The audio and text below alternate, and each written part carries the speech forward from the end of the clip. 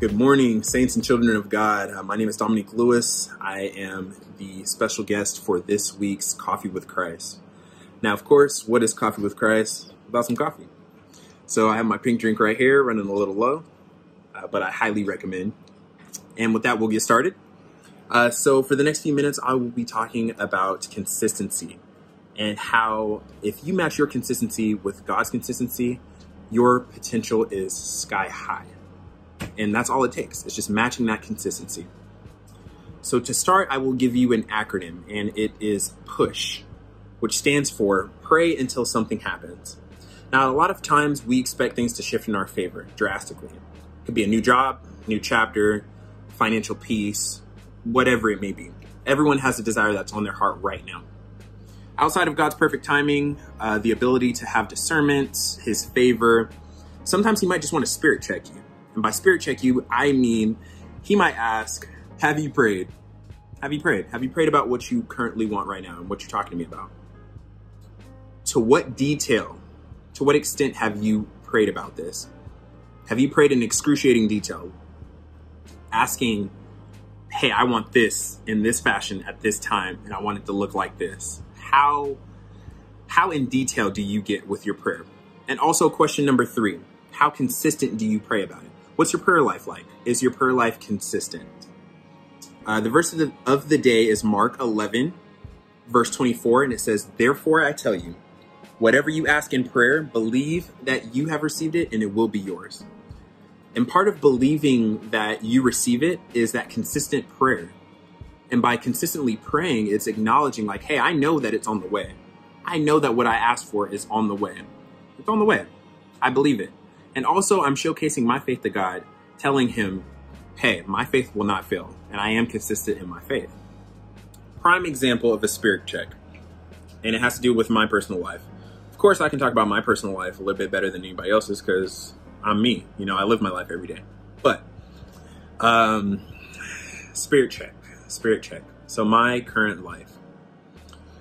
I thought that 2020, just like everybody else, would be groundbreaking. Like, hey, this will be the year for so many things. And I manifested and prayed about so many things that would happen this year. I manifested so much that we got the family together and we did vision boards in December of 2019 at my parents' house. And in this time, we just prayed a lot and talked about what we want to happen in 2020. And we manifested it. We wrote it on the vision board. We made it look pretty. And we told ourselves that, like, hey, we'll hang this board up somewhere and acknowledge it almost every day, pray about it every day, and let it kind of be your mantra, your own personal mantra. So with that, you know, of course, there's a lot of distractions going on with, you know, the politics, the social issues with people of color, you know, quarantine life and everything like that. Not to say that they're distractions, but, you know, it's a spiritual battle that you kind of have to endure. And I was enduring these things in my spiritual, you know, my spiritual walk. But I'm telling God throughout the entire year, like, Lord, I'm just going to be consistent. These are more things I have to pray about and just add to my plate. But that doesn't negate from what's on my vision board and what I see happening and what I need to happen, Lord. So if anything, you're just expanding my capacity in my prayer life for what's going on right now. And the Lord told me, he was like, hey, like, I acknowledge your consistency. I acknowledge your consistency and the relationship that, you know, is being nurtured in your spirit between me and you. Continue to be consistent and I will work on your behalf. So I'm like, okay, cool. That's what's up. You know, you've always had my back. I have no doubts at all. You know, over the months, more and more things happen, you know, outside in the world. And I'm like, Lord, I need a sign. It's not looking too good, man. You know, I've had my doubts. And there's a lot of uncertainty that's still in front of us. But the Lord told me, like, despite the uncertainty, know who I am and know that I am certain. And I'm like, Lord, this sounds good.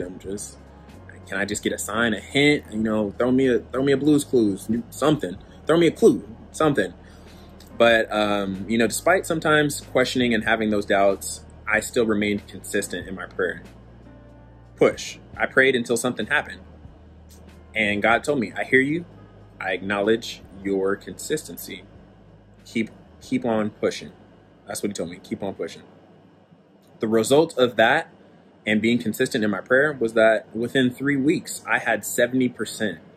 I have about 70 to 80% of my vision board granted to me within 3 weeks. And I'm just surprised. I'm so overwhelmed with everything that's going on. I'm just like, Lord, like, where did all this come from? You know what I mean? And he was just telling me, he's like, I'll trade my consistency for yours. As long as you're consistent with me, I will always be consistent with you and give you favor. I'm playing chess strategically with your road. You had this blessing all along. I just needed you to tap in with me again so that I knew where your faith was and that it didn't drop off. Push. So I say that, and I conclude my personal anecdote with, think of prayer like lifting weights. You don't lift weights or do cardio for 1 week and expect the new results. You have to push yourself, and you have to push those weights and that routine into your new reality with consistency. Sometimes blessings do fall in our lap. Other times we have to work for it through consistent faith and diligence. So with that, I give you Matthew 7:7, which says, ask and it shall be given to you. Seek and ye shall find. Knock and it shall be opened to you. So in that verse, asking is the prayer. Seeking is the next step, which is proactively preparing yourself or taking steps needed to kind of step into that new reality. And with that, I say, or I ask, what steps are you taking right now to get you closer to that blessing? Think about it. What steps are you taking right now? You may ask God, hey God, I need a new job. Okay, well, what have you done? Have you looked out on Indeed or any other site to see kind of like what market fits you the best? What area? What factors have you considered in asking for your blessings? New house. Okay, cool. Have you established a savings account? What does your credit look like? There's so many steps that we can take to prepare us for our new blessing. But we have to take those steps. It's not always going to fall in our lap. And another question I ask, how can we expect God's consistency and favor in our life when we may lack consistency? It's a two-way street. The relationship is a two-way street. There has to be consistency and diligence coming from both angles. I know I said I would only take a few minutes. It's been a few minutes. So with that, I'd like to thank you for your time. Please like and subscribe, Coffee with Christ, and feel free to also follow and check in with Honeybee 9 Marketplace. It has some great products. I use it myself for my beard, my hair, my skin. The shea butter's great, lavender soap, and yeah, thank you.